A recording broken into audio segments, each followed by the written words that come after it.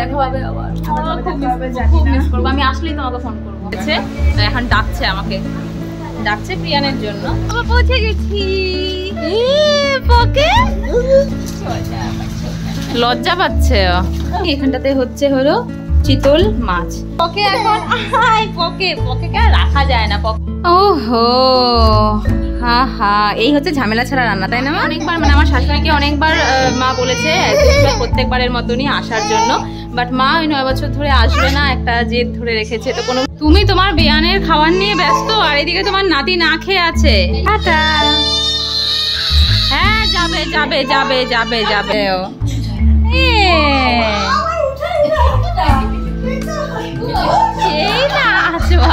Good morning everyone, welcome back to the channel to a new blog. আমাদের ননদ বৌদির আজকে এইবারের মতন তো ব্লগে লাস্ট টাইম। আবার কবে দেখা হবে, কারণ এরপরে ও কাজে ব্যস্ত হয়ে যাবে। আমাকে প্রীতম নিতে চলে আসবে, চলে যাব দিল্লি। তাও চেষ্টা করব দিল্লি যাওয়ার আগে একবার এরকম একসাথে হওয়ার, যদি ওর সময় হয় তো। আর এই যে যাওয়ার আগে তাই বললাম ননদিনের কাছে স্পেশাল আবদার যে এতদিন যেরকমভাবে বেনি করে দিয়েছো সেরকমভাবে লাস্ট ডে একটু বেনিটা করে দাও। খুব মানে শর্ট টাইম আছে এখন আমাদের হাতে। এখন 9টা বাজছে, 10টার সময় আমরা বাড়ি থেকে বেরোবো। আর পায়েল ওর ট্রেনিং করে দুপুর 2টোর সময় খাওয়া দাওয়া করে তারপরে 3টে নাগাদ বেরোবে। এই কদিন না সত্যি সত্যি মানে পায়েল যখন তো অফিস যেত, আমার যে কীভাবে সময়টা কাটাতাম, মানে খালি মনে হতো কখন পায়েল আসবে কখন পায়েল আসবে। মানে আমাদের এরকমই বন্ডিংটা হয়ে গেছিলো না, যে মানে ও না থাকলে আমার ভালো লাগতো না। কিন্তু ওর কখনো এটা হয়নি যে ও আছে আমি নেই। কালকে শুধু মামা বাড়ি গেছিলাম, কিন্তু তাও তখনও হচ্ছে মিটিংয়ে ব্যস্ত, তাই ও তখন বুঝতে পারেনি। কারণ ও মিটিং চলাকালীন আমিও মানে ও একাই থাকে এখানটাতে, আমি নিচের কাজটা জুড়ে করতে থাকি। তো ওটাই আমিও মিস করবো কালকের থেকে পায়েলকে। তাড়াহুড়ো করে পুরো রেডি হলাম। টাটা। পায়েল ও মিটিংয়ে বসে আছে, দেখা হবে আবার, খুব মিস করবো। আমি আসলেই তোমাকে ফোন করবো। চলো তুমি মিটিং করো, আমি বেরোই। তো এই যে উঠে গেছি আমরা টোটোতে, ব্যাগ ট্যাগ নিয়ে ভাবি যাচ্ছে। পুরো বৃষ্টি বৃষ্টি বৃষ্টি করতে করতে ফাইনালি পৌঁছে গেলাম জংশন। ট্রেনে উঠেও গেছি টাইম মতন। এখন কটা বাজে? 10:35, 10:40, 10:40। এখনো আরো 10 মিনিটের মতন টাইম আছে। 10:50-এ ট্রেন ছাড়ার টাইম। ওকে, কোথায় যাচ্ছি আমরা? কোথায় যাচ্ছি বলো? ব্রুম ব্রুম ব্রুম ব্রুম। বাড়িতে সবার কাছে যাবে, কিন্তু এই যে বাইরে বেরোলে পরে তখন আমার কোল ছাড়তে চায় না। এখন অনেক ভুলিয়ে ঠুলিয়ে বাপি নিয়ে গেল গেটের সামনে, যে দরজার সামনে থেকে বাইরেটা দেখছে। খালি ঘোড়া বোঝে, খালি ঘোড়া। আয় আয় আয় পাপা আয়, আয় আয় আয় পাপা আয় আয় আয়। আবি না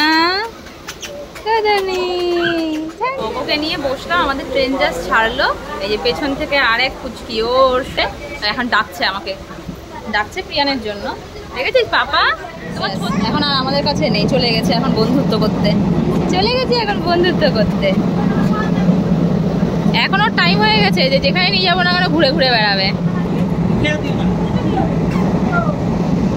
ওখানে দেখেছে আরেকজন আজকে ট্রেনে ওঠার পর থেকে কেঁদেই যাচ্ছে, ও নিচেই নামবে। প্রিয়ানের চিৎকার কিছুতেই থামছে না, থামানোর জন্য শেষে ঝালমুড়িওয়ালার কাছ থেকে একটু শুধু মুড়ি নেওয়া হলো, একটু শুধু মুড়ি খাওয়ানো হচ্ছে না পকে। হ্যাঁ এই যে জাস্ট নামলাম, আর এই যে প্রত্যেকবারের মতন বাবা আগে থেকে দাঁড়িয়ে আছে স্টেশনে। দেখেছিস রে?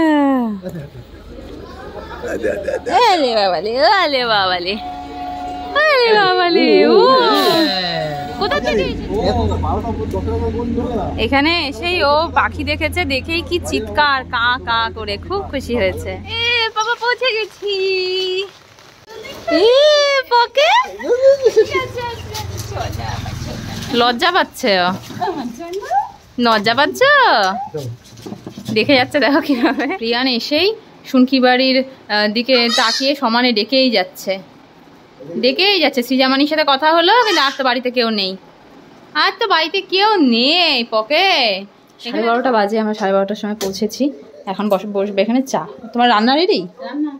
মাকে আমি পুরো বলে এসেছিলাম রান্নাঘরে যেন না দেখি, রান্না না করলে খাওয়া হবে।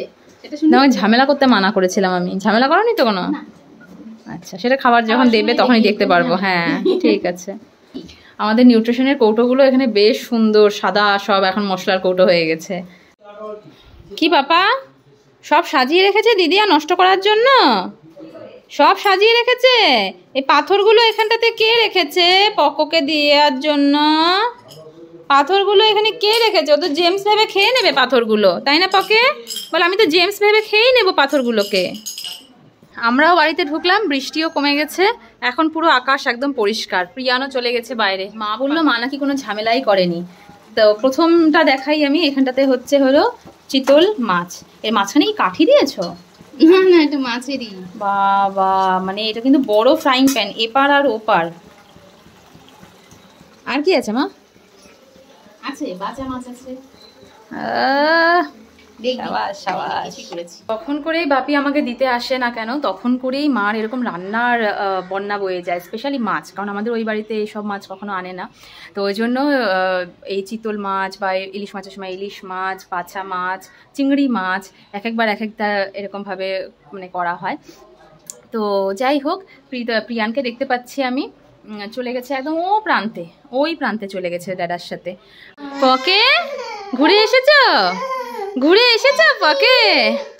বাহ, টেবিল ক্লথটা তো খুব সুন্দর মা। এটা কবে কেনা হলো? হ্যাঁ, এই টেবিল ক্লথটাই এতক্ষণ পাতা ছিল, বাট এই যে পকর জ্বালাতো নেই যে টাটা দিয়ে দে। তো এই যে খাওয়ারের জন্য এখন প্রস্তুতি পর্ব চলছে। পকেও আসলো, পকে খাবি এখন ভাতু? হ্যাঁ, পকেও ভাতু খাবে। হে হে হে হে, তোমার কি ইচ্ছে করছে? টেবিলের মধ্যে গিয়ে নৃত্য করবে পকে? তো আমি আর পকে এখন পকে আর রাখা যায় না, পকে এখন টেবিলের উপর উঠবে। যেই দেখেছে নতুন টেবিল ক্লথ পেতেছে, ব্যাস ওটা নষ্ট করবে। ওহো, হা, এই হচ্ছে ঝামেলা ছাড়া রান্না, তাই না মা? ঝামেলা ছাড়া এই হচ্ছে রান্না। মাকে আমরা ছোটবেলার থেকে এটা দেখে এসেছি যে বাড়িতে এরকম যখন কেউ আসে, স্পেশালি আমারটা তো আমি ছেড়েই দিলাম, আমার শ্বশুরবাড়ির লোক, মেয়ে শ্বশুরবাড়ির লোক, নর্মালিও যখনই কেউ আসতো, আমার পিসি পেশান বা মামা মামি যখনই কেউ আসতো, এরকমভাবেই আমি এত পদ রান্না করেই সবাইকে পরিবেশন করতে দেখতাম। তো এখন যেহেতু আমরা বড় হওয়ার পরে বাবা মার বয়স হচ্ছে, তো তার জন্য এদিক নাগাদ আমি মাকে খুব একটু বারণ করি যে এত ঝামেলা করো না, কারণ তাহলে পরে নিজেদের একটা না মনে হয় যে হ্যাঁ বাড়ির থেকে লোকজন আসছে, তো মার উপর প্রেশারটা বেশি হচ্ছে। আমি কালকের থেকে সমানে মাকে না করে গেছি যে বেশি ঝামেলা করবে না। তো মার কথা, মা হচ্ছে সত্যি মা খাওয়াতে ভালোবাসে, আর মার কথা যে তো শ্বশুর শাশুড়ি দুজনেই খেতে খুব ভালোবাসে। তো ওইটাই এবার এই দুটো দেখবে কম্বিনেশন কিন্তু খুব ম্যাচ করলে ভালো লাগে, যে একজন যে খাওয়াতে ভালোবাসে আর যে খেতে ভালোবাসে, এই দুটোর কম্বিনেশনটা কিন্তু বেশ ভালো। কারণ হ্যাঁ, মাকে অনেকবার, মানে আমার শাশুড়িকে অনেকবার মা বলেছে প্রত্যেকবারের মতনই আসার জন্য, বাট মা ওই 9 বছর ধরে আসবে না, একটা জেদ ধরে রেখেছে, তো কোনোভাবেই তাকে রাজি করানো যায় না। তো যাই হোক, আর এই জন্যই মা এরকম আয়োজন করে, বলে যে না খাইয়ে মনটা বেশ ভালো লাগে, সার্থক খাইয়ে যদি কেউ ভালো খায়। তো তুমি তোমার বিয়ানের খাবার নিয়ে ব্যস্ত, আর এদিকে তোমার নাতি না খেয়ে আছে। হ্যাঁ, নাতিরটা আগে করে দাও। বল, আমাকে ভুলে গেছে।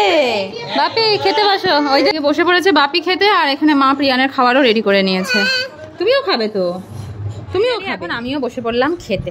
প্রথমেই খাবো এখানে আলু করলা ভাজা দিয়ে। আমি মা বাবা তিনজন একসাথে বসে পড়েছি। তো মা আমাকে বলছে যে রান্নাগুলো কেমন হয়েছে বুঝতেও পারছি না, দাদা ভালো খেলো কিনা, মানে বাপি ভালো খেলো কিনা কিছু বুঝতে পারছি না। আমি বললাম দাঁড়াও, আমি খেয়ে বললাম বাপি মানে ওই প্রকাশটা একটু কম। তা আমি এখন খেলাম, খেয়ে এখন আমি ফিডব্যাক দিচ্ছি, প্রত্যেকটা রান্না ভালো হয়েছে, প্রত্যেকটা। ওটাই বললাম যে যদি আমার শাশুড়ি মা যদি আসতো তাহলে পরে বুঝতে পারতো যে হ্যাঁ রান্না খেতে খেতেই বোঝা যেত যে হ্যাঁ রান্না কতটা ভালো হয়েছে। খাবে একটা পদ আর একটা পদের আলাদা করে রান্না করবে, প্রশংসা করবে।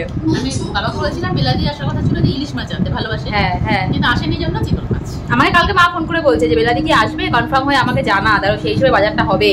কারণ বাপি যেহেতু মাছ কাটা এগুলো খুব একটা ভালো খায় না, কিন্তু মা আবার ইলিশ মাছটা প্রিয় মাছের মধ্যে একটা, তো ওই জন্য ওই হিসেবে আর কি আছে বাজার ঘাট সবকিছু হয়েছে। যেহেতু মা আসেনি আগেই বলে দিয়েছে, তার জন্য ইলিশ মাছটা খাওয়া দাওয়া করে আমি শুয়ে পড়লাম এখন।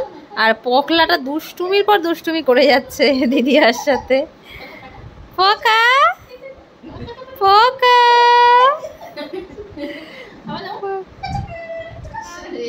বাপি যাবে এখন রেডি, ও কোলে উঠে গেল, ও ভেবেছে ঘুরতে যাচ্ছে। তো বাপি এখন বেরিয়ে গেল, প্রিয়ানো বাপির কোলেই অতটা অব্দি গেল, তারপর বাবা নিয়ে আসবে।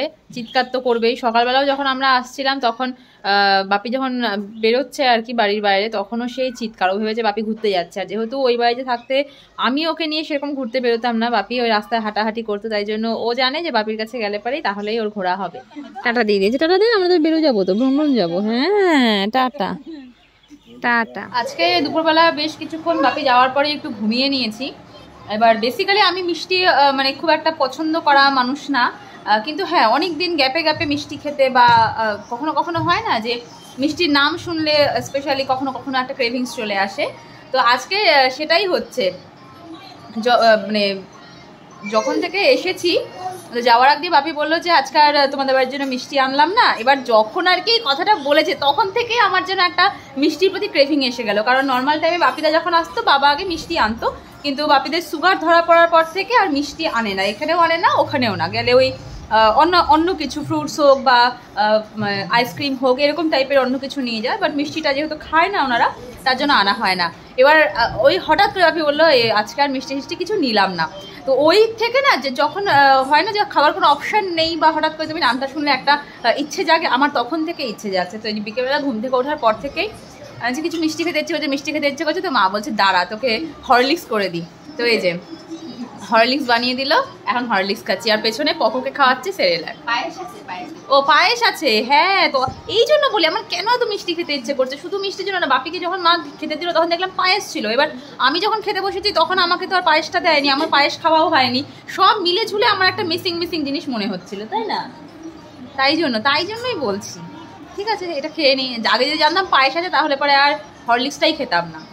প্রিয়ানের এই খাওয়া নিয়ে এখন প্রচুর ঝামেলা হয়েছে, তাই মা বলছে যে খাওয়াতেই পারছি না, তাও অনেকটা খাইয়েছে, চেষ্টা করেছে। ওরে খাওয়ানোটাতেই সবাই একদম অস্থির হয়ে যায়। তাই ওর ঠাকুমাকে যেদিন বললাম গিয়ে যে মা খাওয়াবে, বলে না তাহলে ঠাকুমা শেষ, ঠাকুমা খাওয়াতে পারবে না। ঠাকুমা প্রথম দিনই সারেন্ডার করে দিয়েছে। দিদিয়াও পারবে না, না মা?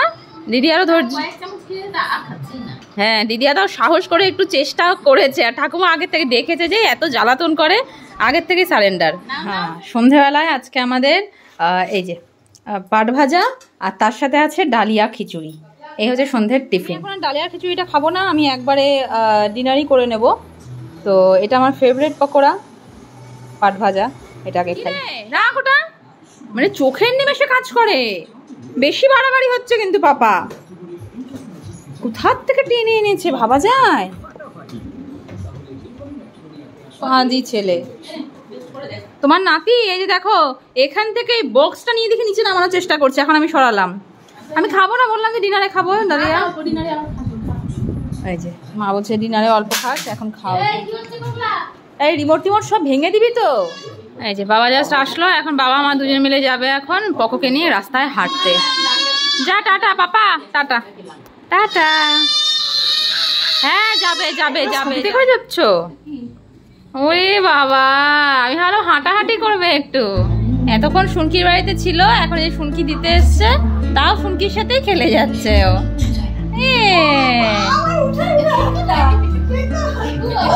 এই নাচ বাবা।